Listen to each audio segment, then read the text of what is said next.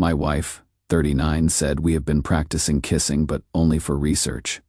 It's not cheating. And went on a special vacation with my sister-in-law, 32.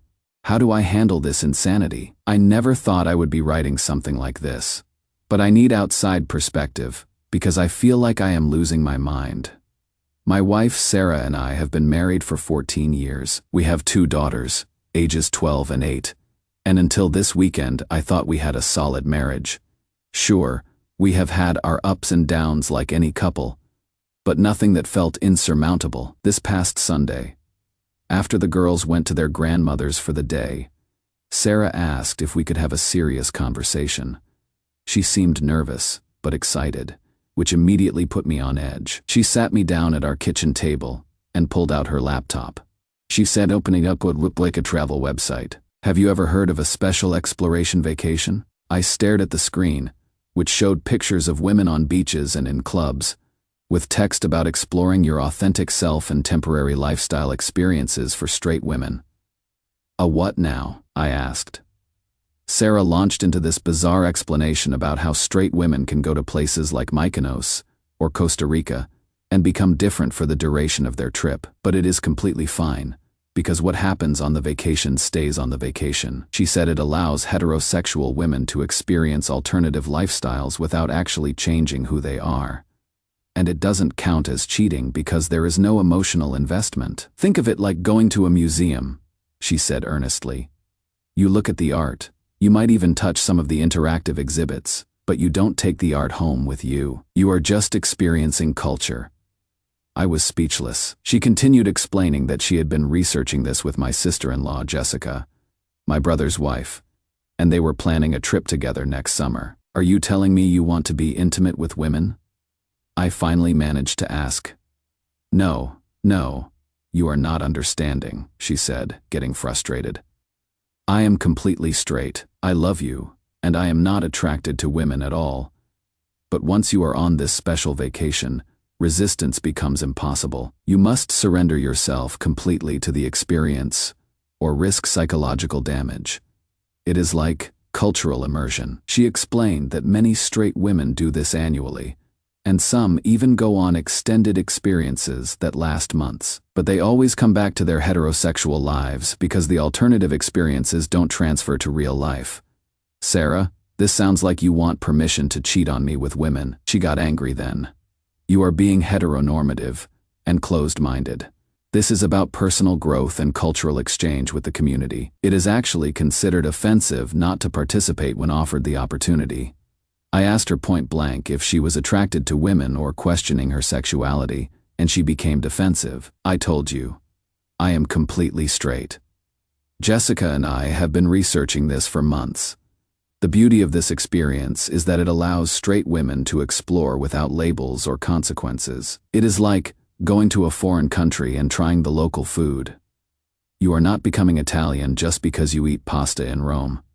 The conversation got more surreal from there. She insisted that resistance to this experience was futile, and that participants must surrender mind, body, and soul to the alternative lifestyle or face spiritual destruction. When I pointed out how insane that sounded, she said I just didn't understand because I wasn't a woman.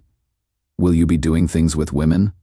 I asked directly. What happens during the cultural immersion stays within that cultural context, she replied. It doesn't affect our marriage because it exists in a separate reality bubble. I told her absolutely not, that this was cheating regardless of what she called it, and that if she went through with this, our marriage would be over. She started crying and said I was being unsupportive of her personal growth journey. Other husbands understand that their wives need this experience. You are supposed to love me enough to let me explore my authentic self. Since that conversation, she has been giving me the silent treatment while simultaneously looking miserable. She called in sick to work Monday and Tuesday, claiming she was too spiritually conflicted to function. She keeps mentioning how she is running out of time because apparently there is an optimal age window for these experiences. I am completely baffled. Has anyone heard of this being a real thing? My wife is a reasonable, intelligent woman, but she is talking about this like it is a well-established cultural practice. The way she describes it makes it sound like some kind of cult programming. And now I am worried about what my brother Tom is going through with Jessica. Sarah mentioned they have been planning this together, which means Tom might be dealing with the same insanity. I love my wife, but I cannot wrap my head around how she thinks being intimate with other people during a cultural exchange doesn't count as infidelity. Has anyone dealt with something like this before?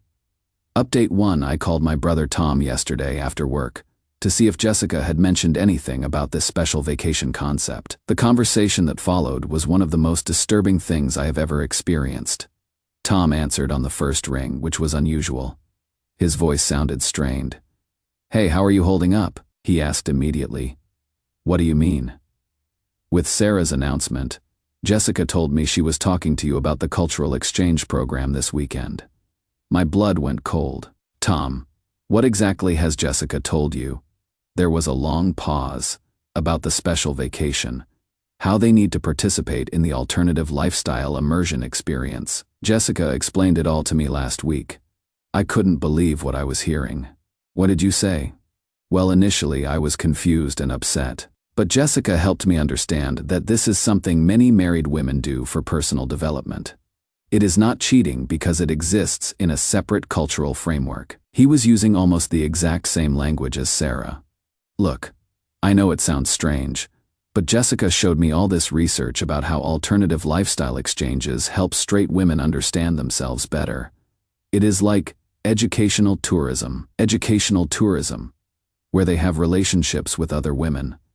The physical experiences are just part of the cultural immersion." Jessica explained that resistance is impossible once you are in that environment. It is not about attraction. It is about surrendering to the experience completely. I was listening to my brother repeat the same bizarre talking points my wife had used. Almost word for word, "Tom. This is insane. They want to cheat on us, and they have convinced you it is some kind of anthropological study." "You are being closed-minded," he said, getting defensive. "This is about supporting our wives' personal growth. Jessica says the community actually expects straight women to participate when offered the opportunity." The conversation went on for another 20 minutes. Tom had completely bought into this narrative. He kept talking about cultural sensitivity and authentic experiences, and how this would ultimately strengthen their marriage. "What happens if they decide they like it so much they don't come back?" I asked. "That is the beauty of it," Tom said. "They cannot stay because they are not actually part of that lifestyle. Once they leave, they return to their heterosexual identities." When I got home, I confronted Sarah about coordinating with Jessica. "Of course we have been discussing it," she said. "This isn't something you undertake lightly. We have been doing research and preparation for months." Research where she showed me several websites and online forums dedicated to straight women's alternative lifestyle experiences. The content was incredibly explicit and clearly fetishistic, but Sarah insisted it was educational material about alternative culture. "Look at all these testimonials," she said, scrolling through posts from women claiming they had gone on these trips and returned to their husbands more confident and awakened. The posts all used similar language about surrender and cultural immersion and separate reality frameworks. It was like they would all read from the same script. "Sarah, this is obviously some kind of adult community pretending to be educational. These aren't real cultural exchanges. You are being judgmental," she replied. "Just because you don't understand alternative culture doesn't mean it is not legitimate." Things escalated from there. I told her I had spoken to Tom and that it was clear she and Jessica had been coordinating this manipulation. Manipulation. She got angry. "We are supporting each other through an important personal growth experience. Of course we are going to discuss it together. You have brainwashed my brother into thinking his wife having relationships with other women is cultural education. Tom understands because he is not threatened by Jessica's personal development. Maybe you should examine why you are so insecure about my growth." I asked her directly, "If I told you I was going on a cultural exchange where I would be having relationships with men, but it wouldn't count, because what happens in that cultural space stays there, how would you feel?" Sarah went quiet for a moment, then said, "That is completely different." "How is it different?" Because alternative lifestyle exchanges are about empowerment and self-discovery for women. Men's experiences serve different purposes. The double standard was staggering. So if I want to go explore culture by having relationships with men in Provincetown, you would be fine with it. That is not the same thing at all, she insisted. She started crying and accused me of being controlling and prejudiced. You are destroying our marriage because you cannot handle me having personal growth experiences. She sobbed. This morning, I got a call from my mother-in-law. Sarah had apparently called her crying about how I was forbidding her from participating in lifestyle education and being prejudiced against her personal development. What the hell is lifestyle education? My mail asked. When Sarah was actually planning, there was dead silence on the phone. She wants to do what? I told her about the special vacation concept and how Sarah insisted it wouldn't count as cheating because of the cultural framework. That is the most ridiculous thing I have ever heard, my mail said. Are you telling me my daughter wants to have relationships with women on vacation and pretend it is educational? That is exactly what I am telling you. She was furious. I am coming over to talk to her right now. This is insane. My mill arrived an hour later and demanded Sarah explain herself. The conversation that followed was surreal. Sarah gave her mother the same speech about cultural immersion and alternative lifestyle educational experiences, using all the same buzzwords about surrender and authentic exploration. My mill listened with increasing disbelief. Sarah, do you understand that you are talking about cheating on your husband? It is not cheating because it happens within a specific cultural context that doesn't transfer to regular life. That is the stupidest thing I have ever heard. You cannot just declare that infidelity doesn't count because you are in a different location. Sarah got defensive and started talking about how her mother's generation didn't understand modern relationship dynamics and personal growth concepts. My mill left shaking her head and told me she had never seen her daughter act so delusional. I am at a complete loss. Both Sarah and Jessica have somehow convinced themselves that this adult vacation is a legitimate cultural experience. The level of self-deception is staggering. Tomorrow, I am meeting with a divorce lawyer. I cannot stay married to someone who thinks cheating is acceptable as long as she frames it as personal development. Update 2. I met with a divorce lawyer yesterday morning, and then my world completely imploded in ways I never could have anticipated. The lawyer was straightforward about my options and assured me that Sarah's so-called cultural exchange excuse wouldn't hold up in court as anything other than planned infidelity. She recommended documenting everything and suggested I check our shared devices and accounts for evidence of this online community Sarah had mentioned. When I got home, Sarah was at work and the girls were at school. I decided to look at our shared iPad, which Sarah often used for her research. What I found made me physically sick. Sarah's browser history going back 6 months wasn't educational at all. It was filled with adult-oriented sites, but not the kind she had shown me. They had a very specific focus. Scenarios about women in traditional marriages being drawn into same-gender relationships. There were also forums where married women discussed seeking out private encounters while still maintaining their marriages. But the worst part was the private emails. Sarah and Jessica weren't just planning a vacation.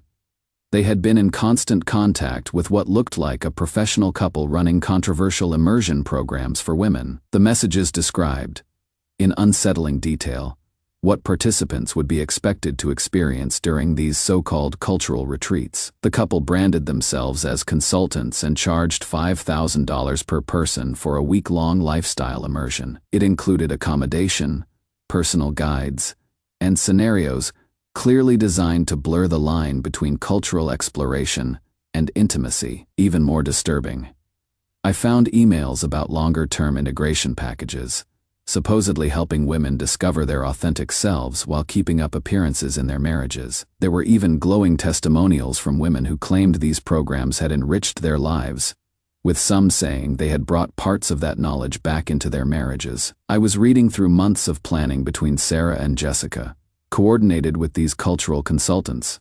When I heard Sarah's car in the driveway, she came home early from work. I confronted her with the iPad in my hands. What is this really about, Sarah? She saw what was on the screen and went pale. You went through my private research? This isn't research. This is adult content, and you planning to pay professional guides to fulfill your personal desires. She broke down completely. Then, the cultural education facade crumbled, and she admitted that she had been questioning her sexuality for over a year but was terrified of losing our family. I thought this way I could explore without it affecting our marriage. She sobbed. The programs are designed specifically for married women who need to understand their authentic selves without destroying their families. So you are attracted to women? I don't know. That is why I need the cultural immersion experience, to find out if these feelings are real or just curiosity. I asked her about Jessica and whether they had been physical with each other. We have kissed a few times during our research phase, she admitted, but only to prepare for the cultural experience. It doesn't count because it was educational. My sister-in-law had been having an affair with my wife for months, and they had convinced themselves it was research. Are you in love with Jessica? Sarah hesitated too long before answering. It is complicated.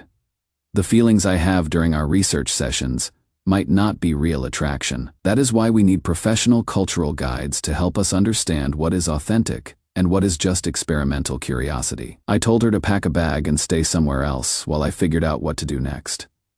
She begged me not to tell Tom about Jessica's involvement, claiming it would destroy his marriage unnecessarily. His marriage is already destroyed, I said. You two just haven't told him yet.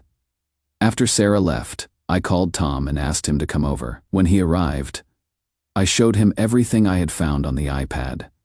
Watching my brother process the reality of what his wife had been planning was heartbreaking. He kept staring at the concerning emails between Sarah and Jessica, reading their discussions about practicing with each other and planning their cultural immersion experience. They have been together for months, he said quietly. Yes. Jessica told me she was just researching cultural practices online. She said she was learning about alternative culture to better understand the experience. Tom, they have been having an affair and planning to spend $5,000 each to have a week-long intensive experience with professional guides. He was silent for a long time, then asked, "Do you think they actually believe this cultural education story, or is it just elaborate justification?" I think they started with genuine curiosity, found this online community that validated their desires, and convinced themselves that as long as they called it cultural education, it wouldn't be cheating. Tom left to confront Jessica. 2 hours later, he called me. She is admitting everything, he said. Says she has been in love with Sarah for 8 months, but convinced herself it wasn't real because they were just preparing for the cultural experience. What did you tell her? That she needs to find somewhere else to live tonight. Both our wives had essentially been having an emotional and physical affair with each other, while planning to escalate it into a paid intensive experience with strangers, all under the guise of cultural education and personal growth. This morning I got separate calls from both of our mothers-in-law. Sarah had apparently told her mother that I was being prejudiced against her identity exploration, and that she might be gay and needed to live authentically. Jessica had told her mother that Tom was being unsupportive of her personal development journey and threatening divorce over her educational travel plans. Both mothers wanted to know what the hell was actually going on. When I explained the real situation to my mill, the affair, the adult content, the paid intensive experiences disguised as cultural education, she was speechless. My daughter has lost her mind, she finally said. This is not the person I raised. Tom's mill had a similar reaction when he told her the truth about Jessica's research and cultural preparation. We are both filing for divorce.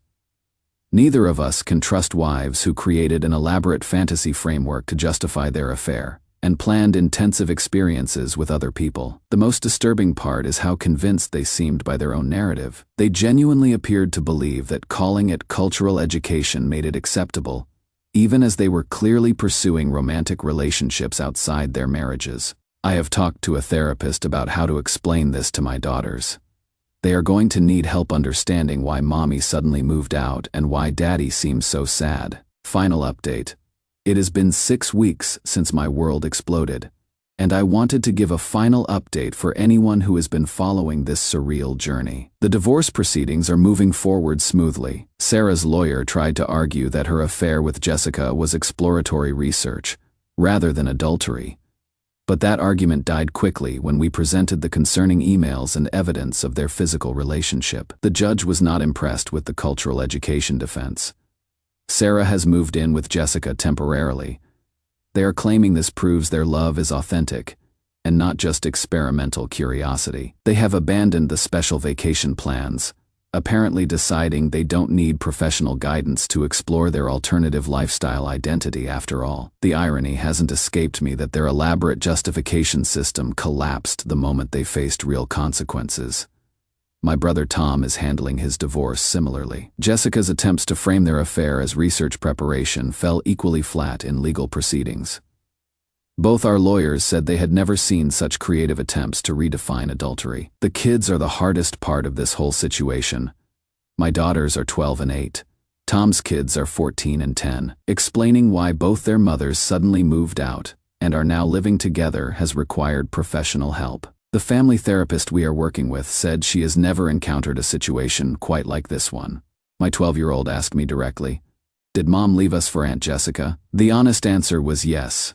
But explaining that to a child without damaging her relationship with her mother forever has been the most challenging thing I have ever done as a parent. Both our ex-wives have tried to maintain the narrative that they are simply living authentically and exploring their true identities. They have told the kids that Daddy doesn't understand their personal growth journey, and that love sometimes means discovering who you really are. My youngest daughter asked me, "If Mommy is gay now, does that mean she never really loved you?"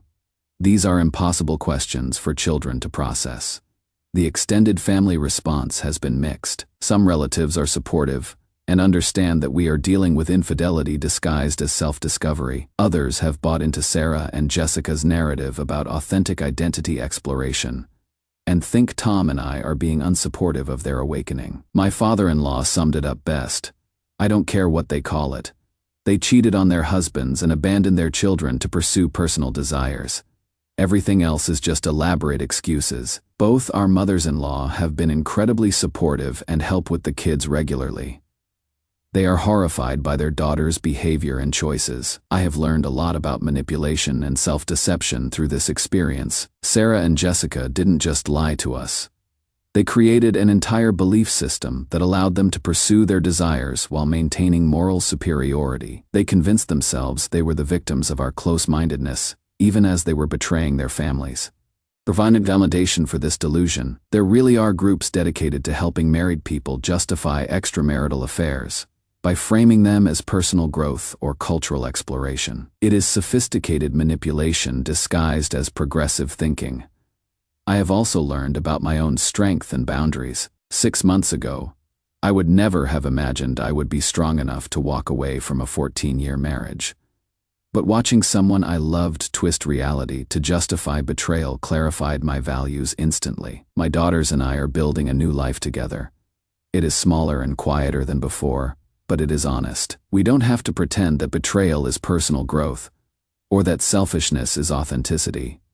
Tom and I have become closer through this experience. Our kids spend time together regularly, and we support each other as single fathers dealing with impossible explanations about why their mothers chose to blow up their families. The most important lesson I have learned is that love requires honesty, even when honesty is uncomfortable. Sarah spent months lying to me and to herself, creating elaborate justifications for her desires, instead of having difficult conversations about our marriage. If she would come to me a year ago and said she was questioning her sexuality or attracted to Jessica, it would have been devastating but honest. We could have worked together to figure out what that meant for our family.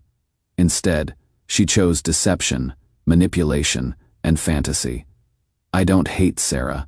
I feel sorry for her. She destroyed her family and abandoned her children to pursue a relationship built on lies and elaborate self-deception. That is not strength or authenticity, it is cowardice. My girls deserve better than that example.